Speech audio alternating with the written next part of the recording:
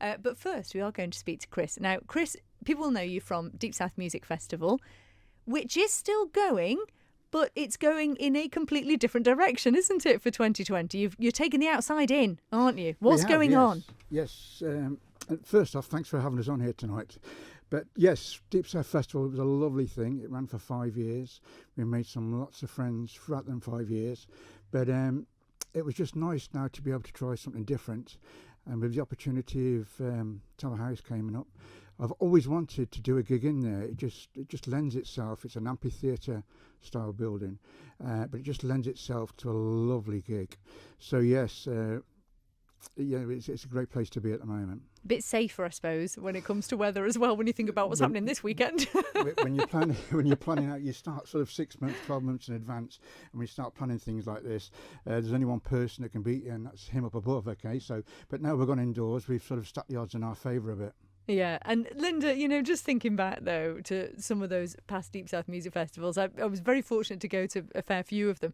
They were wonderful, though, weren't they? Some of the brilliant acts that played there over the years. I mean, what are some of your favourites? What are some of your best memories? Mine probably are the local bands playing in the tent I was looking after. We had a young girl that did a lecture on archaeology the first year I did it. And then we had local people that had never played publicly before. I don't know who was the best. I couldn't say who was the best, but we had all sorts. And it's just great fun doing it. And they got to say, this is the great thing about the Isle of Man, and I often trumpet about this because I think it is one of our strong points. They get to play on the same bill as people like the Christians and China Crisis and Dodgy and, all of it, Space again, the Farm, all these people that you guys brought over and had on the island. And local acts were able to say they shared that bill, which is amazing, Chris, isn't it? We were just talking a story on the way up here on the third year, I think it was. A young lad phoned me up. I think his name was Andy. He said, I want to play your festival. I said, okay. I said, how old are you? He said, 14, 15. I said, what do you do? So I'm a DJ. I said, okay, you're in. What day do you want to play? He said, you don't know how good I am. I said, I don't care how good you are. The fact that you've offered your time up for this great event, that's enough for us, So it was just little stories like that. And then you look to the top end and, like you say, Dodgy, the Beat and the Christians. So, yes, it was just a nice balance to it. And you are not going to be disappointing anyone this year with your lineup, certainly with your headliners as well, because although you're taking it inside, you're taking it to Tower House, which is what capacity is that? Is it like a few 300. 300, which is brilliant. You are bringing over some big names, aren't you? Deep South, it's laid down the yardstick, if you like. We've got a standard now. It's what we are on the tin. And we like to appease. There was 3 or 4 tents outside at Deep South. This time now, throughout the year, we're going to make sure that there's something on the table for everybody's taste bud, covering every decade from the 60s right through to current. Excellent. And now we've seen some of the announcements that you've made. You've got Top Loader, you've got Space, you've got, have you announced the yes, you have? No, there's a couple of exclusives tonight, Christy. Okay, I didn't want to say just in case. So let's hang fire and make people wait. We'll make people wait. But before we do that, I want to just come to you about something that you are doing with regards to Deep South Music Festival, because you're linking into mental health awareness, aren't you, and charities who are linked to supporting people who may be struggling with their mental health. Why is this? How did this all come about? It was personal. It was my daughter. She was out the last Friday of TT last year, and a great group of friends. They had a great night out at Bushes Village.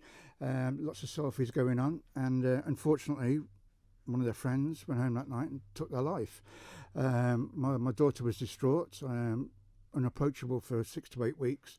I couldn't understand, and I wouldn't know how to understand or begin to understand, but you just feel obligated to try and just make a difference. Let's just try and change things and make it easier for ourselves here on the Isle of Man. And, Linda, is your family themselves very musical, your whole family, and, you've been around music for such a long time as well.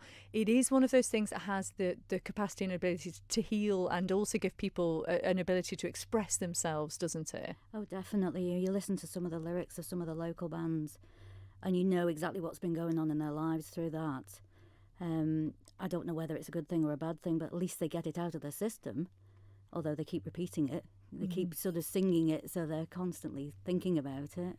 Well, it's interesting because we did have Steve Nash on with us recently. He's released his new single, Dragons, which will give that a bit of a spin. But his song Battles, which was all about mental health challenges, and he was saying himself that in writing it, how not only for him was it cathartic and it was, ability for him to be able to get that out there, but how many other people were able to connect with it and really felt comforted by it. And even just knowing that there's someone else out there who might be going through what you're going, they might look like they are on top of the world because they're up there performing in front of people, but actually you just never know what's going on, do you? I mean, Chris, a perfect example, you're talking about your daughter's friend, which is just an absolute tragedy, and you just don't know sometimes, do you, what's going on in people's lives? We hide things really well, don't we?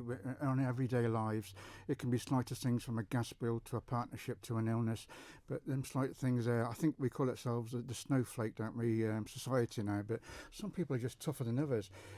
We just need to talk, we just need to get things out there and talk a lot more about this, for sure. Well, we are going to be talking about this over the course of the next sort of hour. So if you've got any questions for the guys, and we'll come to Andy in a moment too, who's coming here to talk about a new initiative that's launching on the Isle of Man, which is a brilliant thing and all links in to everything we're talking about tonight. But before we come back to chatting, I want to play one of the groups that you've confirmed is coming over. Now, I did not know about Indian Queens. How did you find them? And tell us a little bit about bringing them over, Chris. Okay. Obviously, with Deep South Festival, you sort of get connected to agents. Can I just say that I couldn't even spell music promoter, so that stigma, that attachment, it's nice to bring guys over and just celebrate together. So that's where it begins and ends for me personally. And if it's charity driven, it just makes it easier.